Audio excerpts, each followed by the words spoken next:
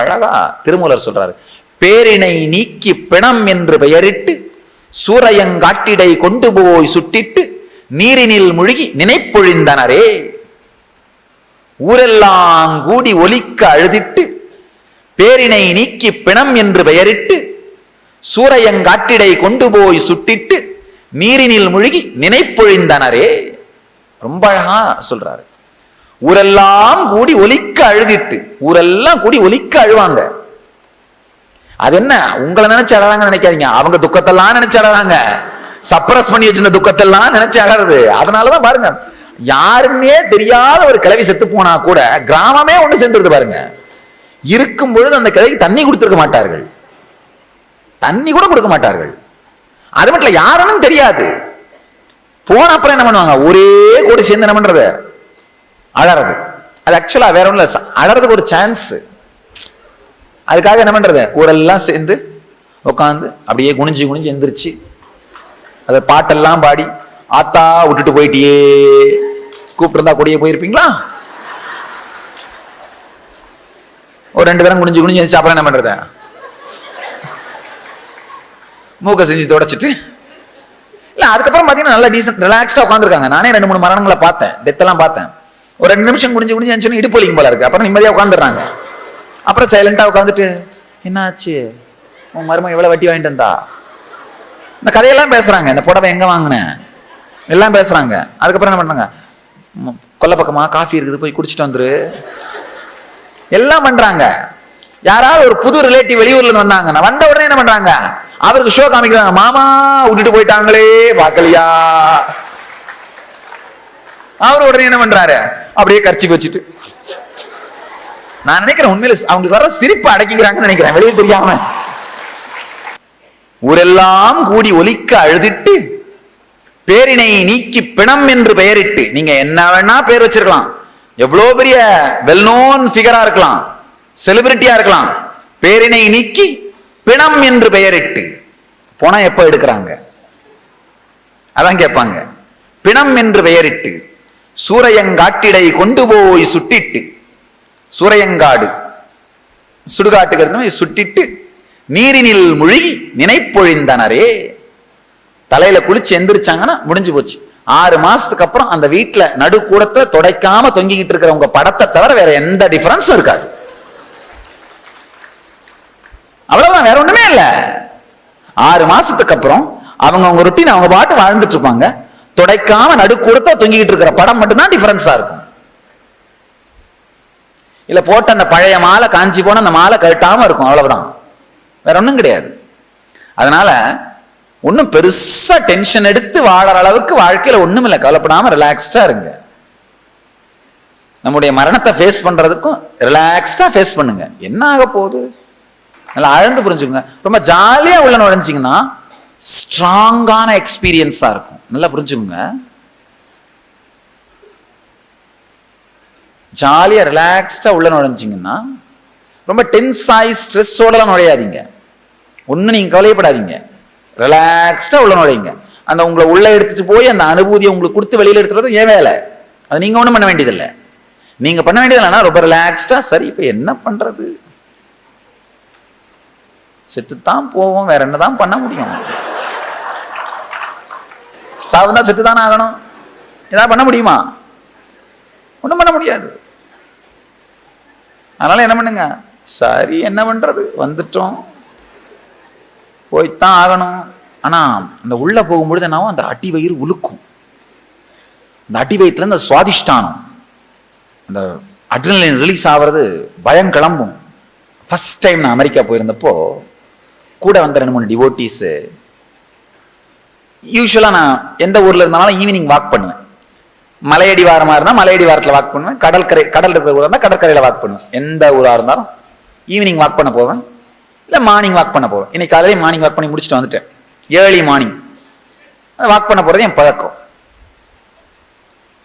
யூஎஸ்ல இருக்கும்போது evening class இல்லாதனால ஒரு நாள் ஈவினிங் வாக் பண்ண போயிட்டு இருந்தேன். மார்னிங் கிளாஸ் இருந்தா ஈவினிங் வாக் பண்ண போவேன், ஈவினிங் கிளாஸ் இருந்தா மார்னிங் ஏர்லி மார்னிங் 4:30-5 மணிக்கு வாக் பண்ண போவோம். அன்னைக்கு ஈவினிங் வாக் பண்ண போனேன். பீச்சில் வாக் பண்ணுவோம். அந்த ரோலர் கோஸ்டர், அங்கே ஒரு 90 செகண்ட் ரோலர் கோஸ்டர், நம்ம டிவோட்டிஸ்லாம் கூட வந்தவங்க என்ன பண்ணாங்க, சாமி இதில் உட்காந்தா ரொம்ப நல்லா இருக்கும் சாமி. நான் சொன்னேன், அப்பா நமக்கு எதுக்குடா இதெல்லாம் வேணாம்ப்பா. இல்லை இல்லை சாமி, இல்லை சாமி உட்காந்து பாருங்க சாமி, இதெல்லாம் உங்களுக்கு தெரியாது சாமி. நானும் ஒரு 1/2 மணி நேரம், இல்லைப்பா வேண்டாம் இதெல்லாம் விடு, நமக்கு எதுக்கு இந்த தலைவலி எல்லாம், சன்னியாசிக்கு எதுக்குப்பா ரோலர் கோஸ்டர் விடப்பா அப்படிலாம் நடந்துட்டு இருந்தேன். ஆனால் நம்ம ஆளுங்க யாரையுமே டெம்ப் பண்ணிடுவாங்கல்ல.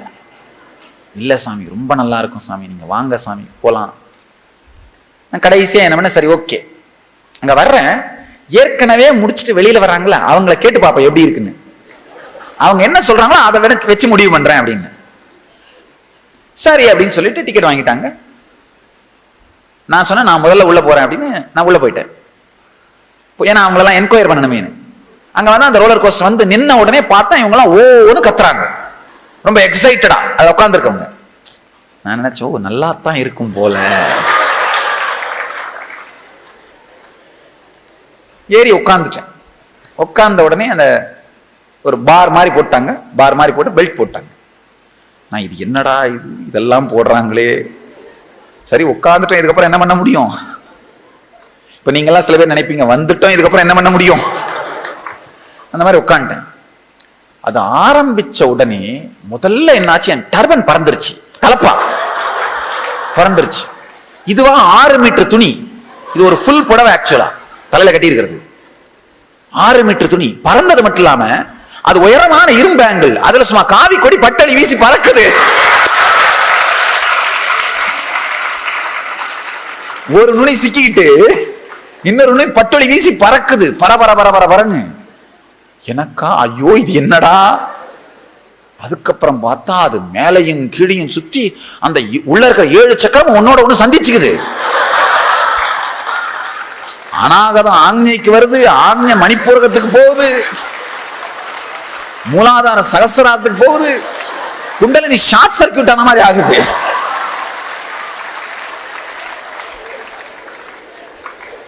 நான் யூஎஸ்ல ஒரு விளம்பரம் படிச்சேன், சூப்பர் டீலக்ஸ் குண்டலினி யோகான்னு ஒரு அட்வர்டைஸ்மெண்ட் பார்த்தேன். அது என்னன்னா, மூலாதாரத்துல சகசிராரத்துக்கு ஷார்ட் சர்க்கியூட் பண்ணி குண்டலினி அமைச்சிருவாங்களாம்.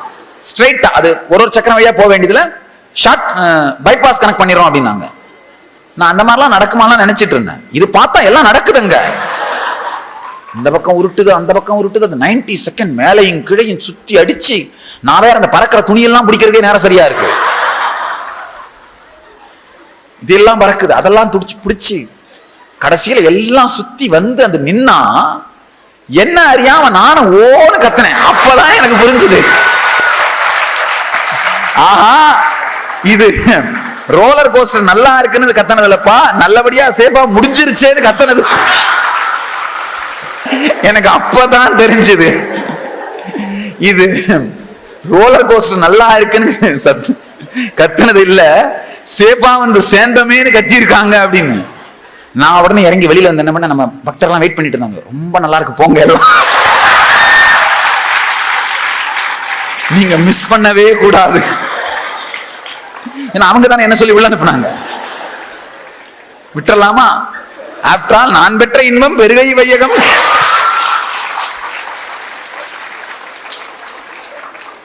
நம்ம வேலையே அதானே, நான் அடைஞ்ச ஆனந்தத்தை உங்களுக்கு எல்லாம் கொடுக்கறது தானே.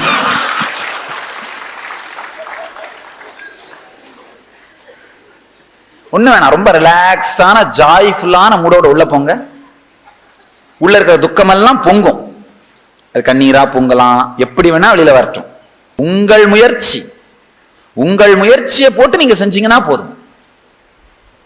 உங்களால எவ்வளவு முடியுமோ அந்த அளவுக்கு கான்சென்ட்ரேஷனோட நேச்சுரலா என்ன பண்ணுவீங்க, ஒரு 5 நிமிஷம் தியானம் பண்ணுவோம். ஐயோ திடீர்னு மனசு எங்கேயோ போயிருச்சு, பகோடா சாப்பிடணும்னு தோணுச்சு, போண்டா சாப்பிடணும்னு தோணுச்சு, திரும்பி வருவீங்க. அதை பத்தி கவலைப்படாதீங்க, தோணுச்சேன்றதுக்காக கவலைப்படாதீங்க, திரும்பி வந்துட்டோமே ஆனந்தப்படுங்க. திரும்ப தியானம் பண்ண ஆரம்பிச்சுன்னு தோணும், ஐயோ நடுவில் இந்த மாதிரி மிஸ் பண்ணிட்டோமே, கவலைப்பட வேண்டாம். போன மனசு விலகி போனதுக்காக கவலைப்படுறதை விட திரும்பி வந்துருச்சேன்னு ஆனந்தப்படுங்க. 1-2 டிஸ்ட்ராக்ஷன் அங்க இங்க இருந்தனாலும் கவலைப்பட வேண்டாம். இந்த ரெண்டுமே தப்பு. அதாவது ஐயோ மரணத்துக்குள்ள போகணுமேனு பயந்து நடுங்கிறதும் தப்பு, தேவையில்லை. என்னால ஒழுங்கா செய்ய முடியுமா அப்படின்னு உங்களை நீங்களே விமர்சனம் பண்ணிக்கிறது, அதுவும் தப்பு, அதுவும் தேவையில்லை. நடுங்கவும் தேவையில்லை, விமர்சனமும் தேவையில்லை. ஆழ்ந்து உங்களுக்குள்ள போங்க, சாமி ரொம்ப ரிலாக்ஸ்டா உங்களை உள்ள எடுத்துட்டு போறேன். செய்ய வேண்டியதெல்லாம் என்னன்னா, நான் கைட் பண்ண அப்படியே அதை விஷயம் உங்களுடைய உணர்வுக்குள்ள பாருங்க.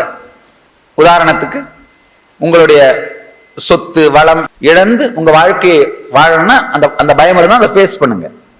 இப்ப உண்மையில இழந்துட்டீங்கன்னா என்ன பண்ண முடியும்? ஒண்ணும் பண்ண முடியாது. வறுமையில வாழ வேண்டியதுதான், வறுமையில சாக வேண்டியதுதான்.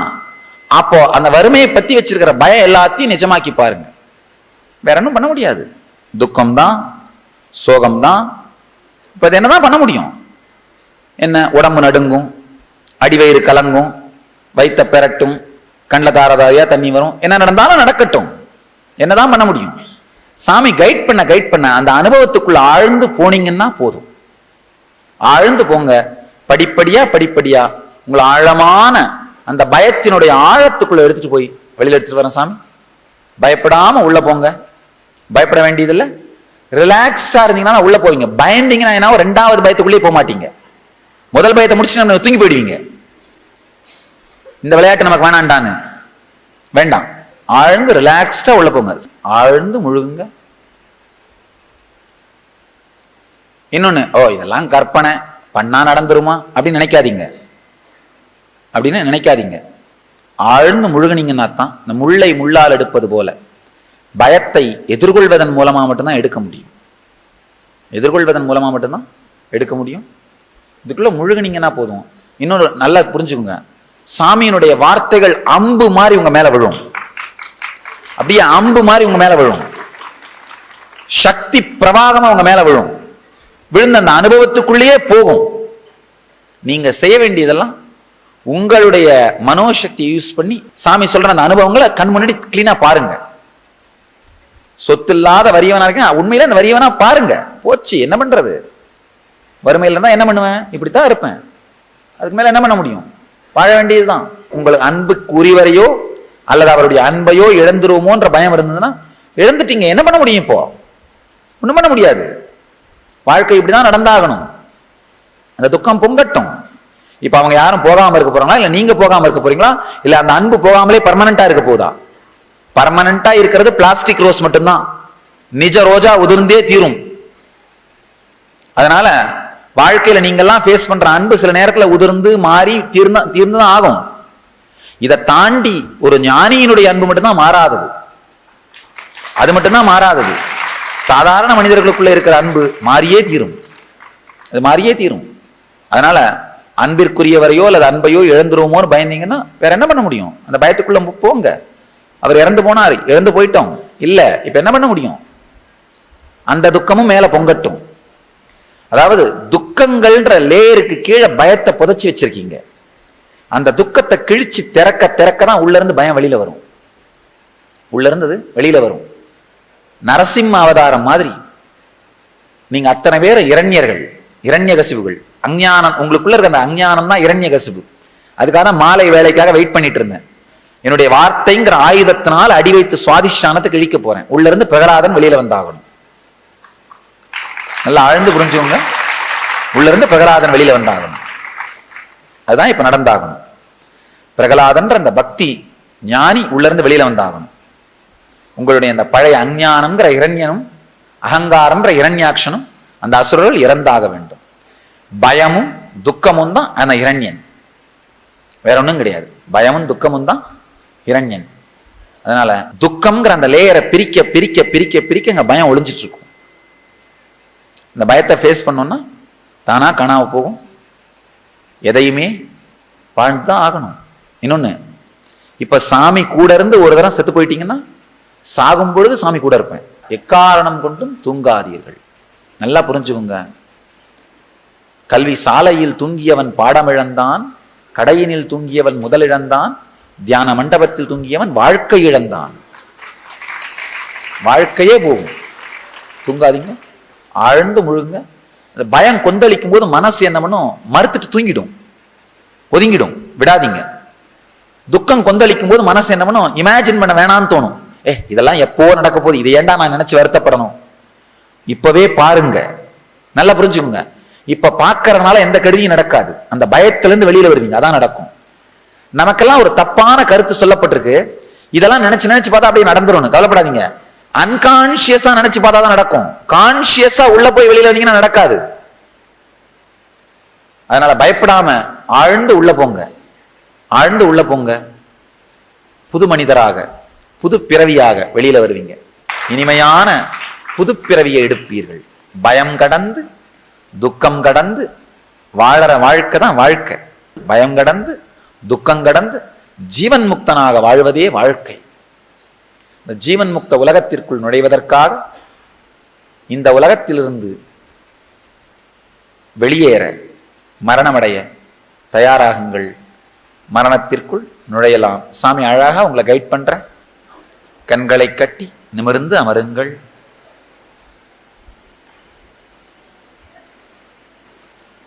மிக மெதுவாக ஆழமாக சுவாசியுங்கள். சப்தமில்லாமல் மிக மெதுவாக ஆழமாக சுவாசியுங்கள்.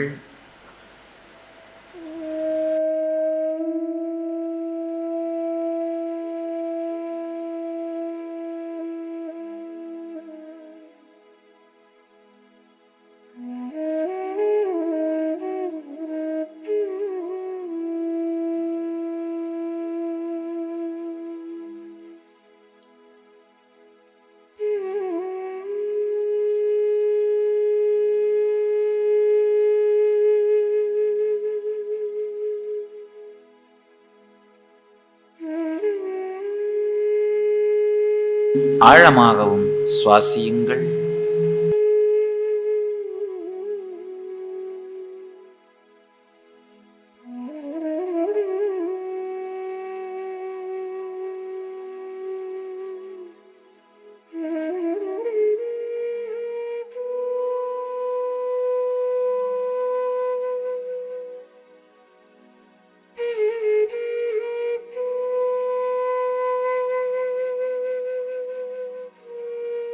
அமைதியோடு இந்த துக்கம் உங்களுக்குள் நடக்க அனுமதியுங்கள்.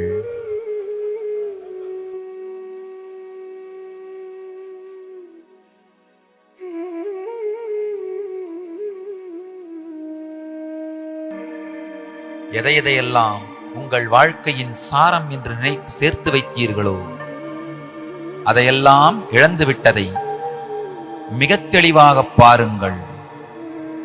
செல்வமும் வளமும்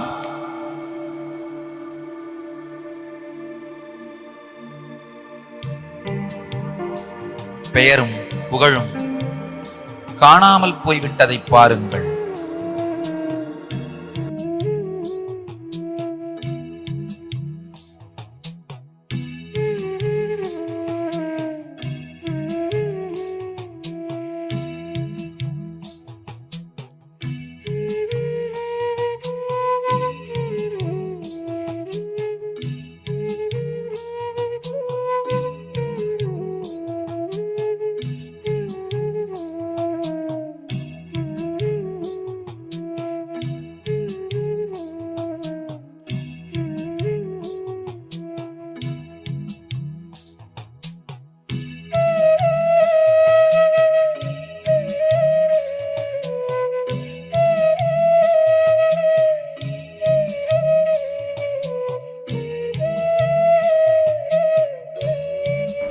செல்வத்தையும் பெயர் புகழையும் வெளி உலகத்தின் பொருட்களையும் இழந்து விடுவோமோ என்கின்ற பயத்திற்குள் ஆழ்ந்து நுழையுங்கள்.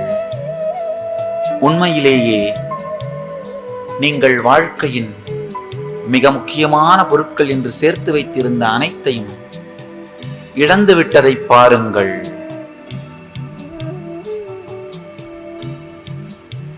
செல்வம், பெயர் புகழ், சுகங்கள் இவையெல்லாம் காணாமல் போய்விட்டதை பாருங்கள்.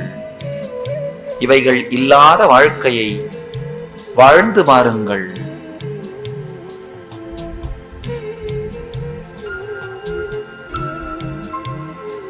அடிவயிற்றிலிருந்து பொங்கும் துக்கத்தையும்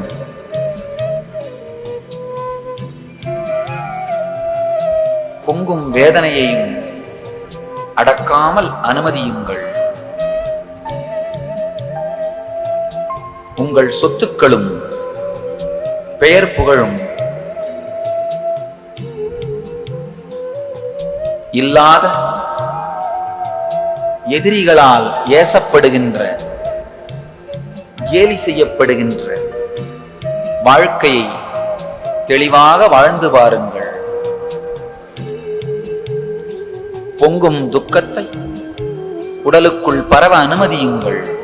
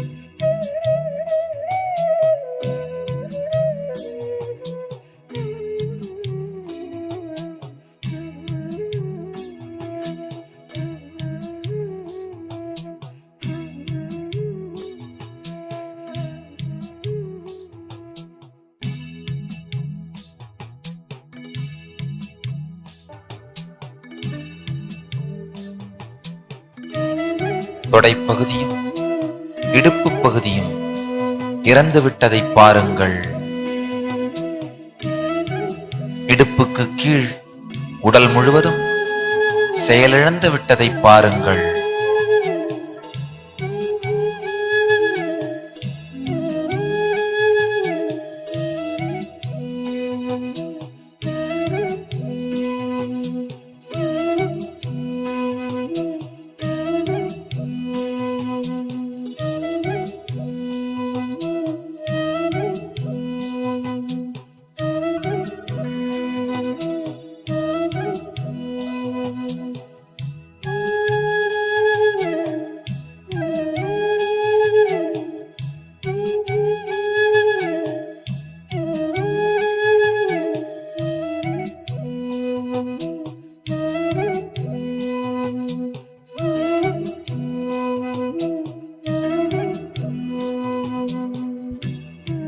உங்கள் வயிற்றுப் பகுதி இறந்து கொண்டிருப்பதை பாருங்கள்.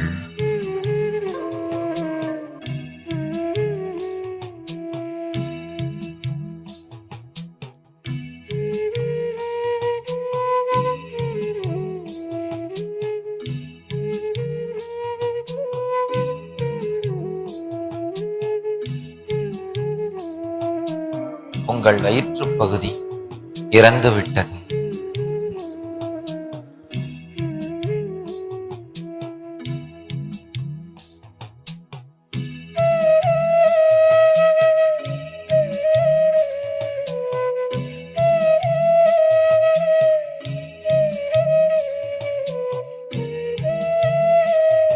உங்கள் மார்பு பகுதி இறந்து கொண்டிருப்பதை பாருங்கள்.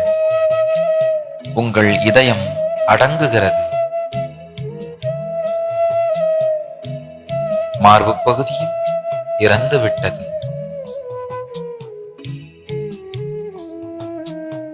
உங்கள் கைகள் இரண்டும் இறந்து விட்டதை உணருங்கள். உங்கள் கைகள் இரண்டும் செயலிழந்து விட்டன.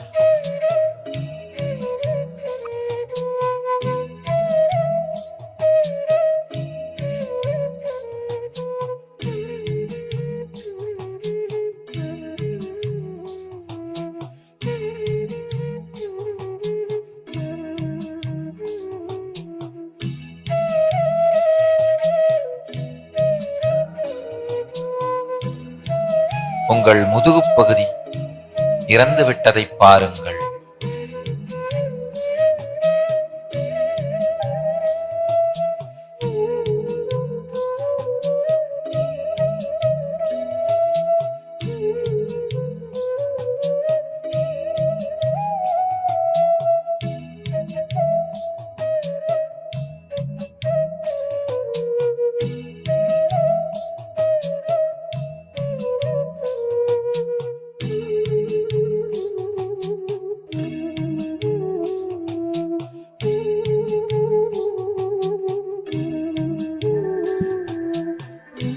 கழுத்துப் பகுதி இறந்து கொண்டிருப்பதை பாருங்கள்.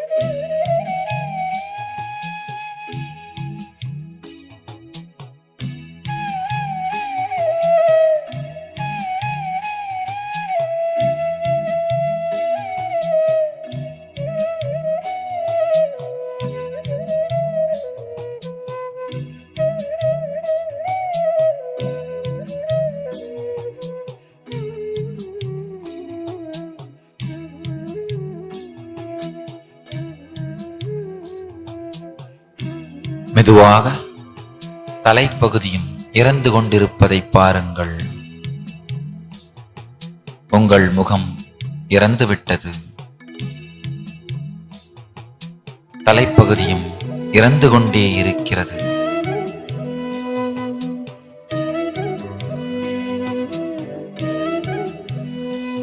மிக மெதுவாக உங்கள் உச்சந்தலை வழியே ஜீவன் வெளியேறுகிறது, வெளியேறுகிறது, வெளியேறிவிட்டது.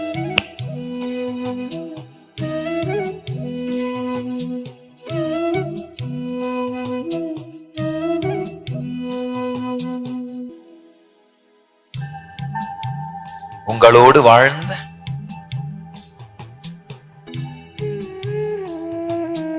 உங்கள் உடல் தனியாக இருப்பதை மிகத் தெளிவாக பாருங்கள். உயிர் நண்பனாய், வாழ்க்கையாய் உங்களுக்குள் இருந்த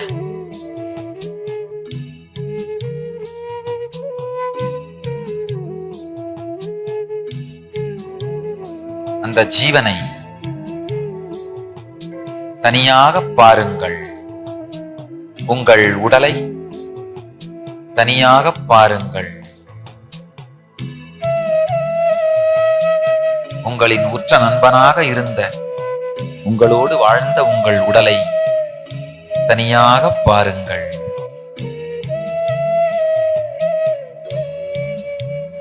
உடலாலும்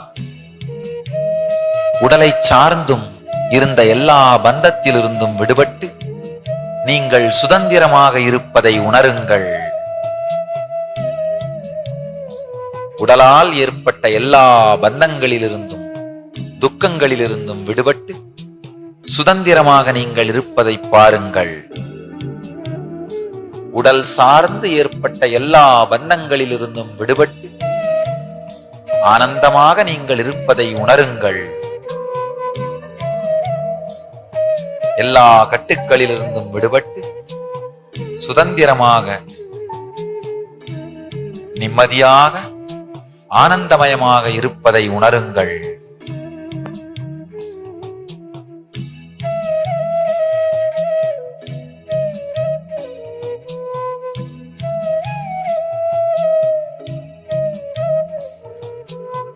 உங்கள் உற்றார் உறவினர் எல்லாம் கூடி உங்கள் உடலுக்கு இறுதி மரியாதைகள் செய்வதை பாருங்கள்.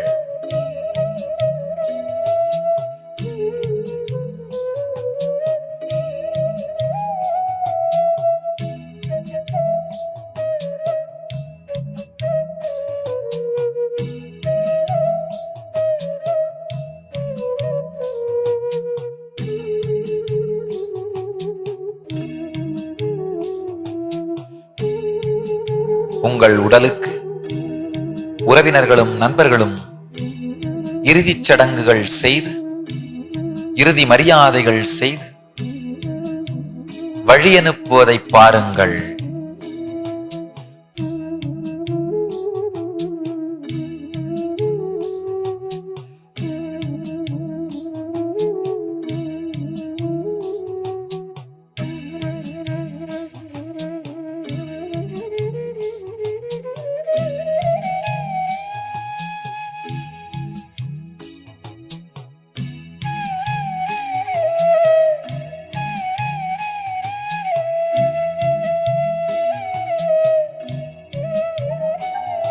எல்லா இறுதி மரியாதைகளும் அஞ்சலியும் செலுத்தப்பட்டு உங்கள் உடல் இயற்கைக்கு, அக்கினிக்கு சமர்ப்பிக்கப்படுவதை பாருங்கள்.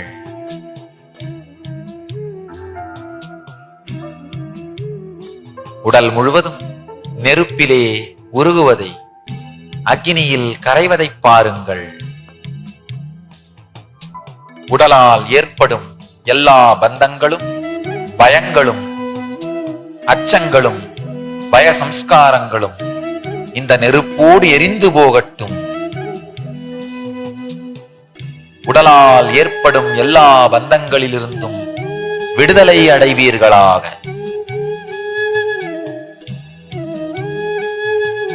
உடல் முழுவதுமாக அக்கினியில் கரைந்து விட்டதை உணருங்கள். கால பைரவன் என் ஆணையினால் எல்லா பந்தத்திலிருந்தும் விடுதலை அடையுங்கள். பூரணமான சுதந்திரத்தை வாழ்வீர்களா.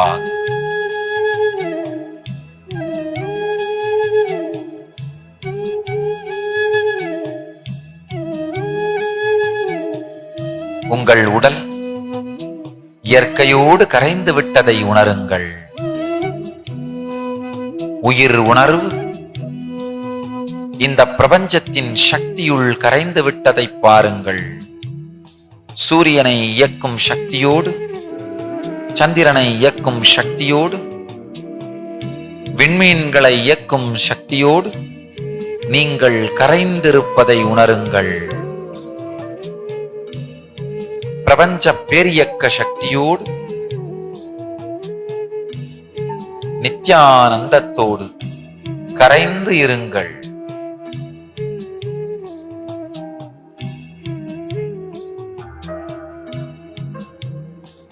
பிரபஞ்ச சக்தியின் பேரருளால் ஜீவன் முக்தர்களாக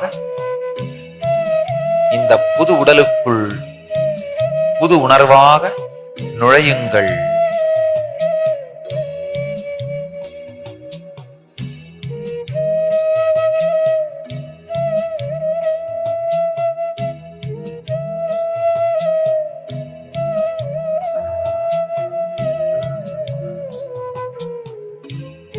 கால பைரவன் என் ஆணையினால் ஜீவன் முக்தர்களாக வாழுங்கள்.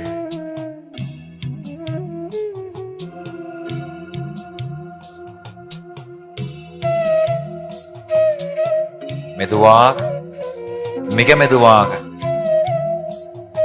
உடலை இயக்குங்கள்.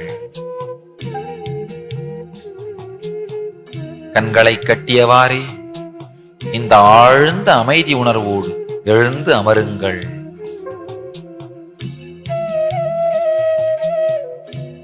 கண்களை கட்டியவாறே ஆழ்ந்த அமைதியோடு எழுந்து அமருங்கள்.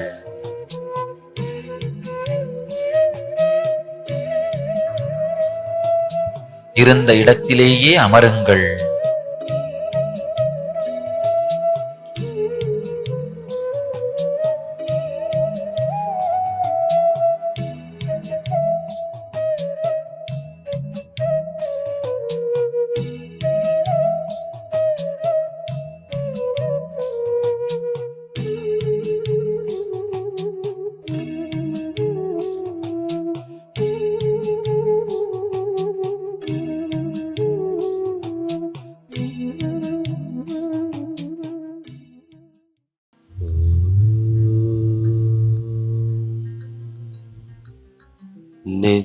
நித்யானந்தம்.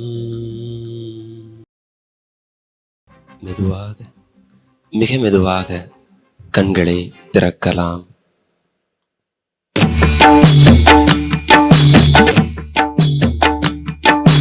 குருவே சரணம் சரணம், நித்ய குருவே சரணம் சரணம், குருவே சரணம் சரணம்.